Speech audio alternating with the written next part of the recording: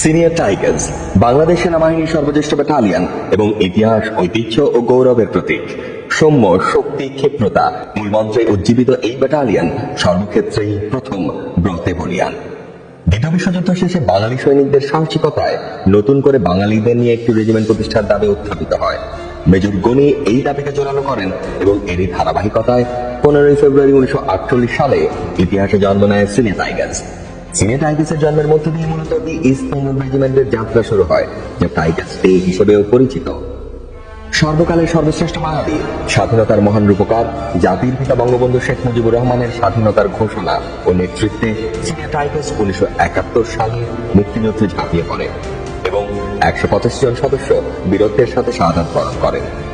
মহান মুক্তিযুদ্ধে অসীম সাহসিকতা প্রদর্শনের স্বীকৃতি স্বরূপ এই ব্যাটালিয়নের সিপাহী মোহাম্মদ হামিদুর রহমান বীর শ্রেষ্ঠ, 6 জন বীর সেনানী বীর উত্তম, 9 জন বীর বিক্রম এবং 23 জন বীর সেনানী বীর প্রতীক খেতাবে ভূষিত হন।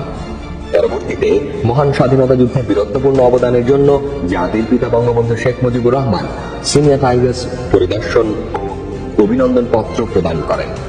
সিনিয়র টাইগার্স তথা বাংলাদেশ সেনাবাহিনীর জন্য এটি একটি ঐতিহাসিক দলিল। এই পরম প্রাপ্তি সিনিয়র টাইগার্সকে করেছে গৌরবান্বিত, করেছে মহিমান্বিত এবং সিনিয়র টাইগার্স তার কাছে চিরকৃতজ্ঞ। এছাড়াও মহান মুক্তিযুদ্ধে সাহসী অবদান রাখায় সিনিয়র টাইগার্সকে সম্মানসূচক মেরুন পাইপিং প্রদান করা হয়। উল্লেখ্য, জাতির পিতা বঙ্গবন্ধু শেখ মুজিবুর রহমানের জ্যেষ্ঠ পুত্র এবং 1971 সালে মুক্তিবাহিনীর গেরিলা সংগ্রামের অন্যতম সংগঠক বীর মুক্তিযোদ্ধা শহীদ ক্যাপ্টেন শেখ কামাল প্রথম ওয়ারকোর্সের সাথে সিনিয়র টাইগার্সের কমিশন লাভ করেন। সিনিয়র টাইগার্সে এই বীর মুক্তিযোদ্ধার পদচারণা এবং অবদানের স্মৃতি ব্যাটালিয়ন শ্রদ্ধা ও গর্বভরে স্মরণ করবে চিরকাল। সিনিয়র টাইগার্স পরিবারে বীর মুক্তিযোদ্ধা শহীদ ক্যাপ্টেন শেখ কামালের সম্পৃক্ততা আমাদের নিরন্তর অনুপ্রেরণার উৎস।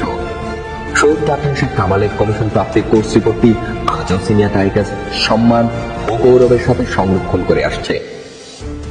সিনিয়র টাইগার্সের প্রথম অধিনায়ক ছিলেন ব্রিটিশ অফিসার লেফটেন্যান্ট কর্নেল ভিজে প্যাটারসন এবং প্রথম বাঙালি অধিনায়ক ছিলেন মুক্তিযুদ্ধের সর্বাধিনায়ক তৎকালীন লেফটেন্যান্ট কর্নেল এম.এ.জি. ওসমানী।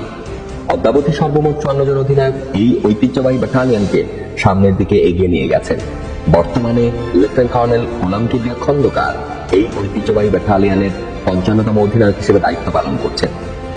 বাংলাদেশের ইতিহাসে সিনিয়র টাইগার্সই একমাত্র ব্যাটালিয়ন যারা মোট 3টি যুদ্ধে সক্রিয়ভাবে অংশগ্রহণ করেছে। সিনিয়র টাইগার্সের উপর অর্পিত দায়িত্ব পালনকালে 1965 সালে পাক ভারত যুদ্ধে 16 জন সদস্য বীরত্বের সাথে শাহাদাত বরণ করেন।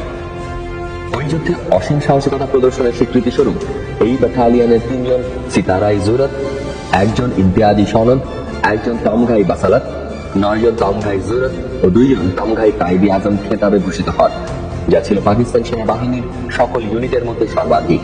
এছাড়াও 1990 সালে উপসাগরীয় যুদ্ধ অপারেশন ডেজার্ট শিল্ডে সিনিয়র টাইগার্সের গুরুত্বপূর্ণ ভূমিকার মাধ্যমে জাতিসংঘ শান্তিরক্ষা মিশনে বাংলাদেশ সেনাবাহিনীর অগ্রযাত্রার পথ উন্মোচিত হয়।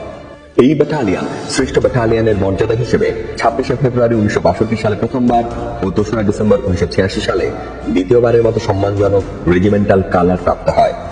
এছাড়াও 20 ফেব্রুয়ারি 1967 সালে প্রথমবার এবং 2রা ডিসেম্বর 1986 সালে দ্বিতীয়বার গৌরবজনক ন্যাশনাল কালার প্রাপ্ত হয়। বিভিন্ন খেলাধুলায় কৃতিত্বের সাক্ষ্য রাখায় অদ্যাবধি সিনিয়র টাইগার্সের 25 জন সদস্য 32 বার ব্যক্তিগতভাবে ন্যাশনাল কালার প্রাপ্ত হন। প্রতিষ্ঠা লগ্ন থেকেই সিনিয়র টাইগার্স দেশের কল্যাণে বিভিন্ন গুরুত্বপূর্ণ দায়িত্ব বীরত্বের সাথে পালন করে ভূয়সী প্রশংসা অর্জন করেছে। ইতিমধ্যে সিনিয়র টাইগার্স বাংলাদেশ সেনাবাহিনীর একটি ঐতিহ্যবাহী ব্যাটালিয়ন হিসেবে প্রতিটি ক্ষেত্রে সফলতার ছাপ রেখেছে। বর্তমানে সিনিয়র টাইগার্স 66 পদাতিক ডিভিশনের অধীনে রংপুর সেনানিবাসে অত্যন্ত সুনামের সাথে দায়িত্ব পালন করছে।